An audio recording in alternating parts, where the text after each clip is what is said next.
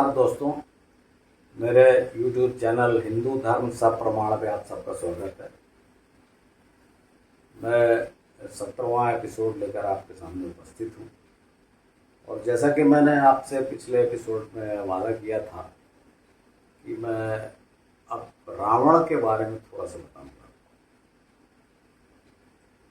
कुछ लोगों को मुझे ऐसा लगा, ऐसा भ्रम हुआ है। मैं इसके पहले दूसरी बात बोलना चाहता हूँ।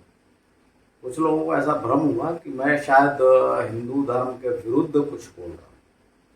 जी नहीं, ये तो आपको पता चल जाएगा जब मैं हिंदू धर्म पे बोलूँगा तब। फिलहाल मैं, जैसा कि मैंने आपको प्रथम एपिसोड में ही बताया था कि मैं राम को भारत का इतिहास पुरुष मानता हूँ।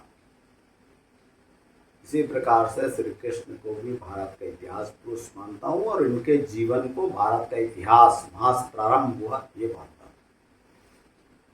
अब इसमें जो हजारों साल के कारण जो विकृतियाँ आ गई हैं, स्वार्थ के कारण, लंबा पीरियड हो जाने के कारण, श्रद्धा और भक्ति के कारण, उन सबको हटाकर वास्तविक क्या हुआ था ये जानने की कोशिश कर। बहुत से लोगों ने कहा कि भाई कुछ लोगों ने ऐसा भी मुझसे कहा कि जो इतिहासकार है वो क्यों नहीं देखते। तो देखिए, मैं वर्तमान इतिहासकारों के बारे में अधिक नहीं बोल, क्योंकि हमको अपना अपना जो फोकस है वो भी श्री राम पे रखना है। फिर भी मैं इतना कह दूं कि इतिहास बचपन से अपन पढ़ रहे हैं कि सिकंदर ने पोरस को हराया। ये अपन पढ़ रहे हैं कि भाई हमारी भारतीयों की हार हुई। हम शर्म से सिर झुकाए रहते हैं कि सिकंदर वहाँ से आया, अलेक्जेंडर मैसेडोनिया से, ग्रीस से, और यहाँ पे हरा दिया। लेकिन इसके आगे यही हमारा दिमाग भरा गया है। हम इसके आगे नहीं सोच सकते कि वो सिकंदर जो सब राजाओं को हराते हुए आया और उसका मर्डर करते हुए आया, वो अगर भारत में कहीं छोटे से राज्य, छोटा सा पोरस का राज्य क्या था, सिंधु नदी के पूर्व दिशा में, तक्षशिला के बाद, तो अगर वहां ये जीता छोटे से राज्य में, तो इसको दोस्ती करने क्या जरूरत थी कि दोस्ती कर लिया और वापस लौट गया। ऐसी क्या बात होगी भाई, वो तो भारत जीतने आया था ना। तो आगे जो बड़े बड़े राज्य थे, मगध जैसे, उससे क्यों नहीं टकराया, क्यों लौट गया। तो इसमें भी कई लोगों ने ये उत्तर दिया कि उसकी सेना ने विद्रोह कर दिया। चलिए मान लेता हूं मैं, उसकी सेना ने विद्रोह कर दिया तो अपनी सेना के दबाव में चला गया, ठीक है। लेकिन यहाँ पे ये ध्यान रखने की बात है कि 32 वर्ष की उम्र में वो मिस्र पहुंच के, जो अलेक्जेंड्रिया है, वहां पे मर गया, उसकी मृत्यु हो गई। क्यों? क्या वो पोरस से युद्ध में गंभीर रूप से घायल हो गया था? ये तो कहीं किसी ने बताया नहीं, और इसलिए लौट गया। दूसरी बात, जो पाकिस्तान का जो हुंजा प्रांत है, जो पाकिस्तान कश्मीर के ऊपर का प्रांत है, पाकिस्तान का भी हुंजा, और भारत में भी जो मलाना करके गांव हैं, यहाँ में बहुत सारे कई जातियां हैं जो बिल्कुल सबसे अलग है, अपने आप को सिकंदर का वंशज बोलती है। तो सीधी सी बात है कि सिकंदर के सैनिक जो है वो डर के मारे हिमालयी क्षेत्र में जा छुपे। क्यों? एक विजयी सेना को तो लूट के साथ, गाजा बाजे के साथ लौटना था ना अपने देश में। तो इस तरह के बहुत सी, बाद में अपन बात करेंगे रामायण की या महाभारत की, हर बात के बहुत आज तक इतिहास में हमको मतलब नीचा दिखाया जा रहा है। और विशेषकर हिंदुओं को, भारत को और हिंदुओं को नीचा दिखा, वही साहित्य हमारे सामने और हमारे दिमाग में बांध दिया जाता है। और अभी मैं कुछ बोलूंगा तो राजनीति में बात हो जाएगी, इसलिए नहीं बोलना चाहता। वर्तमान काल में यही चल रहा है। अभी भी देखिए कि जो कम्युनिस्ट पत्रकार हैं, वो उनकी रिपोर्टिंग देखिए आप। देश बदनाम हो जाए कोई चिंता नहीं, उनको वो विदेश से जाके अवार्ड ले लेंगे, लेकिन भारत बदनाम होना चाहिए। चलिए, मैं इस पर ज़्यादा नहीं बोलूँगा। मेरा सिर्फ आशय इतना ही है कि वो किसी की भी बात हो, इवन मेरी बात भी, आप सतर्कतापूर्वक सुने, उसको देखें, विवेचना करें क्योंकि आज भी यूट्यूब में बहुत से ऐसे चैनल चलते हैं जिसमें फिर वही पुराना पाखंड, आडंबर, ये हुआ वो सब चल रहा है। मेरा चैनल में जो अपना सब्जेक्ट है, जो फोकस है, वो इन सब से अलग। मैं भारतीय इतिहास की वास्तविकता को सामने लाना चाहता हूँ। सिंपल सा इतना ही है। इसलिए इसमें चाहे आप किसी का विरोधी समझिए या किसी का समर्थक समझिए। अब इसमें रावण के बारे में, जब मैं राम पर बोल रहा हूं तो रावण के बारे में क्यों बोलना चाहता हूं? देखिए दोस्तों, जब अपन किसी घटना का विवेचन करते हैं, वास्तविकता जानना चाहते हैं, तो ये बात याद रखिए कि जब तक एक राजा किसी बड़े राजा को न जीते, बड़े राजा को न हराए, वो महान कैसे बनेगा? और राम ने अगर वन में घूमते हुए एक सेना, जो आदिवासियों की फौज इकट्ठी करके उस समय के सर्वाधिक शक्तिशाली राजा को हराया, तो यही तो राम की महानता हुई। तो इसके लिए हमको ये देखना पड़ेगा कि वो जो शक्तिशाली राजा था उस समय का, रावण, उसके बारे में भी जानना पड़ेगा। और हम जितना जानते हैं, जितना हमको बताया गया है कि रावण एक बहुत ही मूर्ख, कामी, इस टाइप का राजा था, और उसने सीता को इसलिए वहाँ रख दिया, अशोक वाटिका में लगा, और हाथ भी नहीं लगाया, क्योंकि उसको श्राप था कि अगर किसी स्त्री को उसकी मर्जी के बिना हाथ लगाएगा तो उसका सिर फूट जाएगा। किसी बात को हंसिए मत और रिजेक्ट मत करिए, केवल उसकी विवेचना करते जाइए। और मैं इन सब बातों की विवेचना करूँगा कि क्या वो मूर्ख, कामी था, क्या किसी स्त्री के श्राप से उसका सिर फूट जाता, ये सब अपन देखेंगे। तो सबसे पहले मैं, जैसे पहले मैंने राम की वंशावली बताई थी कि एक महान वंश में राम का जन्म हुआ था, वैसा ही मैं आपको रावण के बारे में बताता हूँ कि रावण किस वंश का था। रावण को अपन दैत्य दैत्य करके जानते हैं कि दैत्य था। आर्यों की मान्यता क्या होती है, ये आपको याद दिलाने की आवश्यकता नहीं है कि पिता की ओर से, मैंने आपको बताया था ना कि पिता की ओर से ही पुत्र को जाना जाता है। तो रावण के पिता कौन थे? ये तो आप में से अधिकतर को मालूम होगा कि रावण के पिता विश्रवा मुनि थे, इसलिए रावण को वैश्रवण कहा जाता है। रावण का चौथेला भाई कुबेर था। लेकिन ये कौन थे? विश्रवा मुनि ने कैसे, मतलब फिर विश्रवा मुनि का पुत्र दैत्य कैसे हो गया? तो इसके लिए मैं आपको प्रारंभ से बताता हूं कि जो रावण के पितामह थे, उनका नाम पुराणों में, रामायण में भी लिखा हुआ है, पुलत्स्य ऋषि। और जो प्रारंभिक 8 जो ब्राह्मण कहे गए, जो ब्राह्मणों के गोत्र भी आज भी ब्राह्मणों गोत्र चलते हैं, उन 8 ऋषियों में पुलत्स्य ऋषि थे। इतने महान गोत्र के थे। अब मैं आपको ये नहीं बताऊंगा कि ब्रह्मा के पुत्र थे, उसको छोड़िए, लेकिन 8 ऋषियों में जो नाम है वो पुलत्स्य ऋषि का नाम है। पुलत्स्य ऋषि और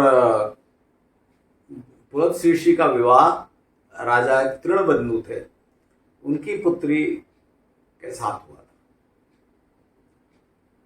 तो उनसे ये विश्वा मुनि, जिनका नाम विश्वेश्रवा था, विश्रवा करके कहा जाता है, ये उत्पन्न हुए थे। इन विश्वा मुनि, जब ये विश्वा मुनि जब युवा हुए तो ऐसा कुछ जगह लिखा हुआ है कि उनका विश्वा मुनि का विवाह महर्षि भारद्वाज की पुत्री इडविडा से कर दिया। पुलत्स्य ऋषि से अपने पुत्र का विवाह इन दोनों के संयोग से, मतलब विश्वा मुनि और इडविडा के संयोग से एक पुत्र का जन्म हुआ, जिसको तो वैश्रवण ही कहा गया, लेकिन असमय जन्म लेने के कारण, अब वो असमय का कोई डेफिनेशन नहीं लिखी है, कि वो प्रीमैच्योर थे या रात के समय जन्म लिया, ये जो भी है, तो उसको कुबेर कहा गया इसी का। वो कुबेर के नाम से प्रसिद्ध है। तो ये कुबेर बड़े होते रहे, विश्रवा मुनि ने उनको, जैसे उस समय की परंपरा थी, युद्ध विद्या और जितने मतलब ये जो आर्य परंपराएं, पुराण, वेद सब सिखाए। तो यहां तक हो गया कुबेर। अब हम चलते हैं रावण की माता के खानदान की तरफ। मतलब ये रावण के पिता का हो गया वंश। अब मैं आपको एक, जिसका डिटेल तो मैं आपको उसमें बताऊंगा जब हिंदू धर्म में बोलूंगा। आप इतना जान लीजिए कि जो वर्तमान जो श्रीलंका है, इसे सिंहल द्वीप के नाम से जाना गया है हमारे पुराणों में।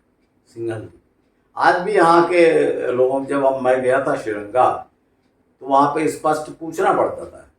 तो वहाँ के जो आपको मालूम है, वहाँ बीच में बड़ा युद्ध चला था, गृह युद्ध चला था। तो उसमें सिंगला और तमिल, ये दो के बीच में चला था। तो सिंगला जिनको कहा जाता है, वो मतलब वो अपने आप को सिंहल द्वीप के मूल निवासी कहते हैं, और तमिलों को भारत से आए हुए बाहरी लोग कहते हैं। इसी बात पर हुआ।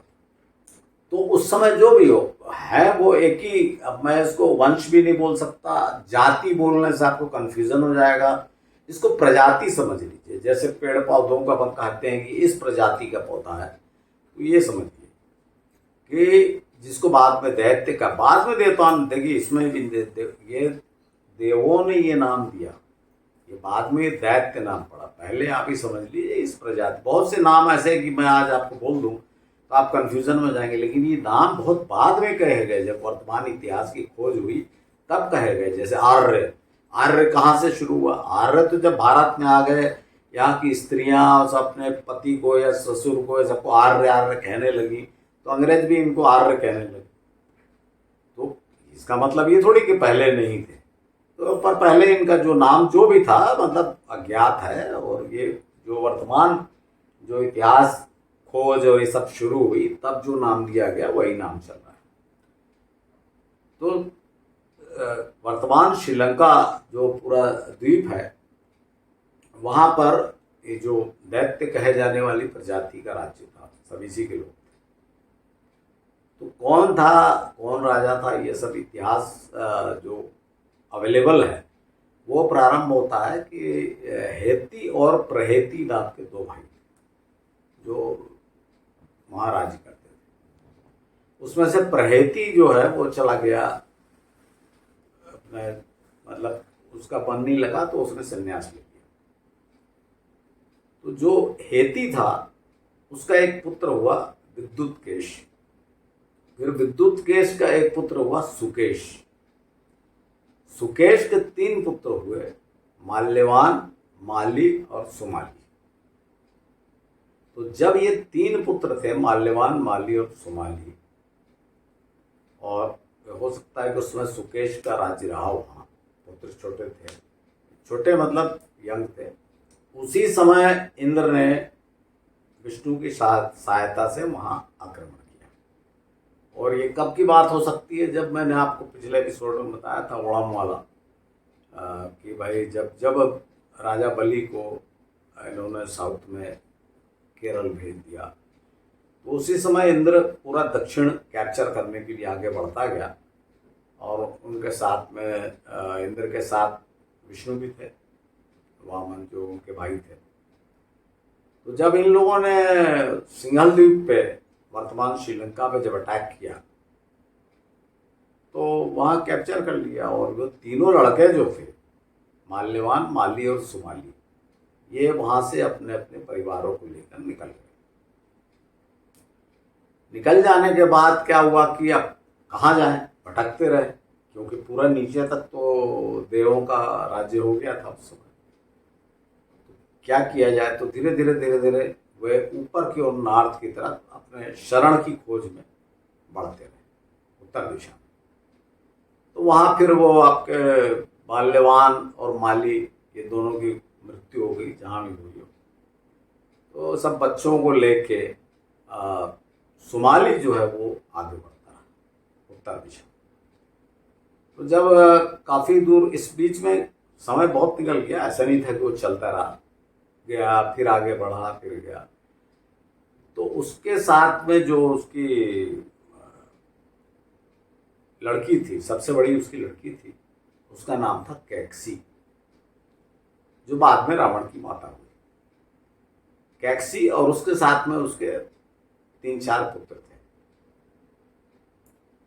तो इन सबको लेके वो उत्तर दिशा में बढ़ता। तो जब वहाँ काफ़ी ऊपर जाने के बाद उसको पता लगा अपने सिंघल द्वीप और लंकापुरी का हालचाल। जो लंकापुरी, दोनों में कंफ्यूज मत कीजिए, सिंघल द्वीप में लंकापुरी एक राजधानी जैसा बसाई गई थी और वो रावण से बहुत पहले बसाई गई थी।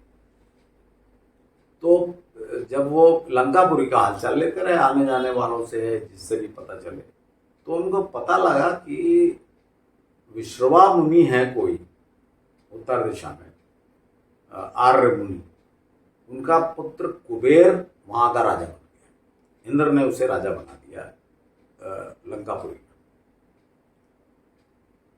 तो सुमाली के मन में इच्छा हुई कि लंकापुरी में फिर से जाने का एक ही तरीका है कि अगर हम फिर लंकापुरी लौटते हैं तो हमको तो दुश्मन समझ के मार दिया जाएगा। तो उत्तर दिशा में विश्रवा मुनि के तरफ चलते हैं और हो सकता है हमारी सेवा से प्रसन्न हो जाए और हमको जाने की आज्ञा दे दें। तो उनकी आज्ञा के कारण कुबेर से हमें कोई खतरा ना हो, ऐसा वो सोच के आगे बढ़ते रहे। और अनेक कठिनाइयाँ और सब सहने के बाद वे विश्रवा मुनि के आश्रम में पहुँचे। मुनि उस समय अकेले थे। क्यों अकेले थे वो मैं आपको बीच का, जो ये इंद्र जब लौटा, ये आपको बता देता हूँ क्यों अकेले थे। जब इंद्र ने यहाँ हरा दिया और सब भाग गए, जो राजवंश के लोग, दैत्य वंश के लोग भाग गए। दैत्य थे, नागरिक तो थे ही, राजवंश के जो थे भाग गए। माल्यवान, माली, सुमाली भाग गए, पिता हो सकता मारा गया हो। तो इंद्र अपने जो 7 गंधर्व, यक्ष इत्यादि को ले गया था, उनको वहाँ का राज्य प्रतिनिधि बना के राज संभालने के निर्देश देके कि मैं वापस जाता हूँ और शीघ्र कोई व्यवस्था करूँगा राजा की, तब तक तुम लोग यहाँ उचित देखभाल करो, ऐसा बोल के इंद्र वापस गया। तो वापस जाते समय वो विश्रवा मुनि के आश्रम में रुका और विश्रवा मुनि ने उससे पूछा कहाँ से क्या है। तो उसने बताया कि मैं सिंघल द्वीप तक विजय करके आ रहा हूँ, लंकापुरी तक। तो इंद्र ने अपनी समस्या बताई विश्रवा मुनि को कि भाई वहाँ एक राजा को मुझको रखना है, पर कोई आर्य तैयार नहीं हुआ मेरे साथ का। सब पूरी सेना लौट आई, बोले हम इतनी दूर नहीं रहेंगे। तो कुछ गंधर्वों और यक्षों को मैं छोड़कर आया हूँ। अब इसी बीच में इंद्र ने कुबेर को देखा आश्रम में। वो युवा हो चुका था और बलशाली था, युद्ध विद्या में निपुण था। तो इंद्र ने विश्रवा मुनि से प्रार्थना की, अनुरोध किया कि यदि आपका पुत्र सिंघल द्वीप का राजा बनना स्वीकार कर ले तो मैं आपका आभारी होऊंगा। इतना सुनना था कि कुबेर और कुबेर की माता तो प्रसन्नता से उछल पड़े। उनकी प्रसन्नता देखकर और स्वीकारोक्ति देखकर ऋषि विश्वामित्र भी तैयार हो गए और इंद्र ने अपनी एक टुकड़ी के साथ कुबेर को भेज दिया। इस प्रकार से कुबेर लंका का राजा हो गया, लंकापुरी। अब यही बात सुमाली को पता लगी। तो सुमाली भी धीरे धीरे करके विश्रवा मुनि के आश्रम में पहुंच गए। वहां पहुंचकर वो उनसे गिड़गड़ा के उसने अनुमति मांगी आश्रम में रहने की। अनाथ हूं बताया। ऋषि तो उदार दिल के थे ही, तो उन्होंने अपना दे दिया उनको, सबको पनाह की, रहिए यहाँ पे। और वे मुनि की सेवा करने लगे, आश्रम की साफ सफाई ये वो करके उन्होंने मुनि को संतुष्ट कर दिया। इस बीच में जो ये लंका से मतलब सिंगल द्वीप से निकले हुए, उनको कुछ वर्ष बीत गए थे और वहां भी उनको 1-2 वर्ष बीता। तो जो सुमाली की पुत्री थी कैकसी, वो युवा हो गई थी और अत्यंत सुंदर रमणी के रूप में बदल गई थी। अब ऋषि जो थे विश्रवा, वो भी पत्नी के जाने के बाद कुछ वर्षों से अकेले थे।